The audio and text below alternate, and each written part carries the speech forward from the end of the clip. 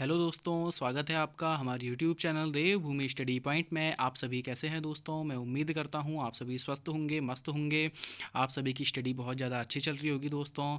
मैं इससे पहले मित्रों आपको करंट अफेयर्स के 3 पार्ट दे चुका हूं। अगर आपने उन तीनों पार्ट्स को नहीं देखा है तो मैं डिस्क्रिप्शन बॉक्स में उनका लिंक दे दूँगा दोस्तों। आप वहाँ जा कर के उन तीनों वीडियोज़ को देख सकते हैं। उन तीनों ही वीडियोज़ में दोस्तों मैंने करंट अफेयर्स के कुछ चुनिंदा प्रश्नों को ही रखा है जो आपके आगामी एग्जाम के लिए आपके लिए महत्वपूर्ण साबित होंगे। मित्रों, अगर आप इस चैनल पर नए आए हैं तो चैनल को सब्सक्राइब कर दीजिएगा, वीडियो को लाइक करके शेयर कर दीजिएगा दोस्तों। इस चैनल में आपको आगे उत्तराखंड की डीप स्टडी, हिंदी की डीप स्टडी तथा जीके जीएस के महत्वपूर्ण टॉपिक पर वीडियोस मिलेंगे। तो अपने सभी मित्रों भाई बंधुओं तक इस चैनल को पहुंचा दीजिएगा दोस्तों और चैनल को सब्सक्राइब कर दीजिएगा। आपका जब ज़्यादा समय ना खराब करते हुए आज की वीडियो प्रारंभ करते हैं दोस्तों। आज मैं आपके साथ डिस्कस करूंगा काली नदी तंत्र, जिसे हम शारदा नदी के नाम से भी जानते हैं। तो मित्रों, मैं काली नदी तंत्र प्रारंभ करने से पहले आपको कुछ समय दे रहा हूं जिससे कि आप काली नदी तंत्र का स्क्रीनशॉट ले सकें भली भांति, और जिससे कि आपके नोट्स प्रॉपर बना सकें।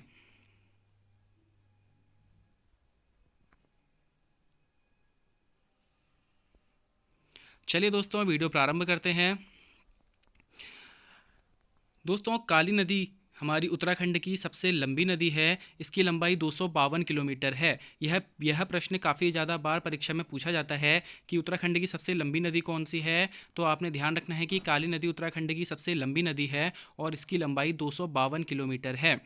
दोस्तों, आप सभी को यह पता रहना चाहिए कि काली नदी का उद्गम पिथौरागढ़ जिले के कालापानी नामक स्थान से होता है।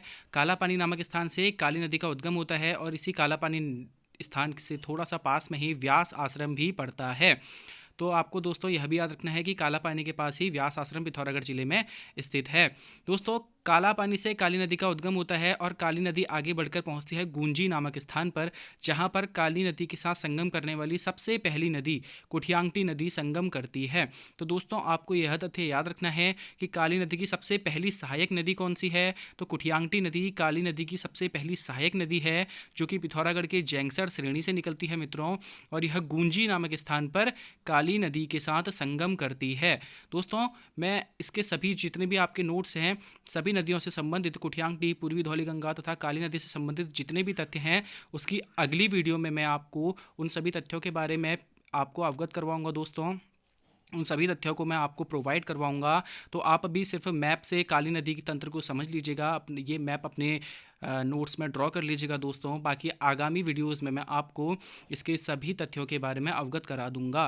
तो कुठियांगटी नदी का संगम दोस्तों पिथौरागढ़ के गुंजी नामक स्थान पर काली नदी के साथ होता है। उसके बाद काली नदी आगे बढ़ती है दोस्तों और पहुंच जाती है पिथौरागढ़ के खेला नामक स्थान पर। इसी खेला नामक स्थान के थोड़ा सा नीचे तवाघाट नामक स्थान भी पड़ता है दोस्तों, आप लोगों ने ध्यान रखना है।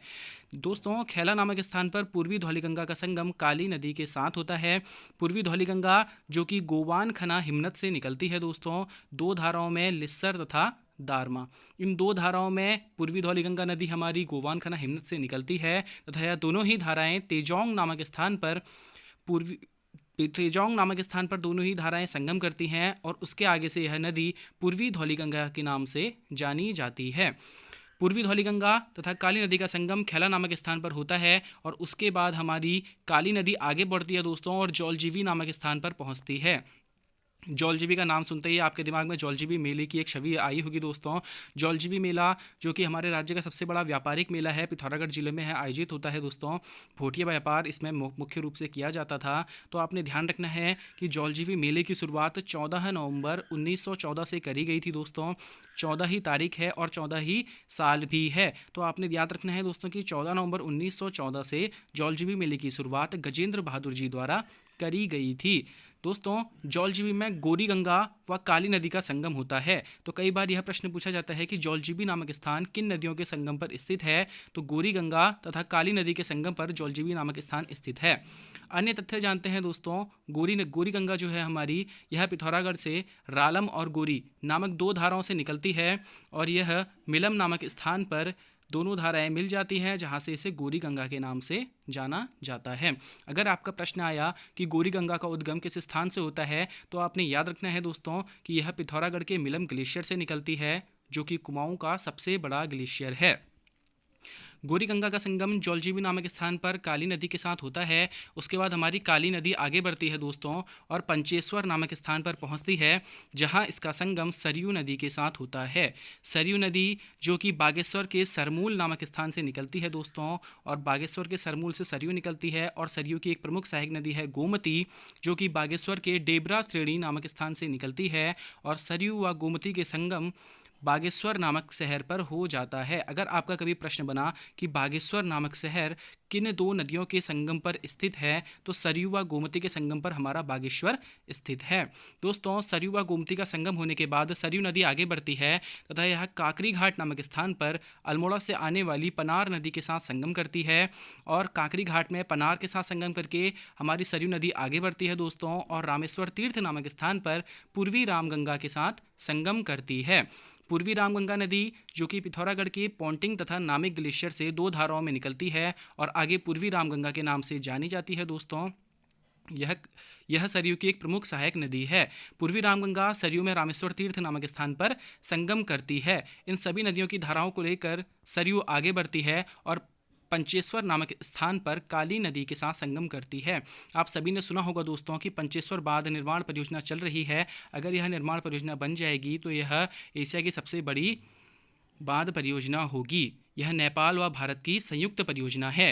पंचेश्वर नामक स्थान पर सरयू नदी के साथ संगम करने के बाद हमारी काली नदी आगे बढ़ती है मित्रों, और चंपावत के चूका नामक स्थान पर जाकर लधिया नदी के साथ संगम करती है।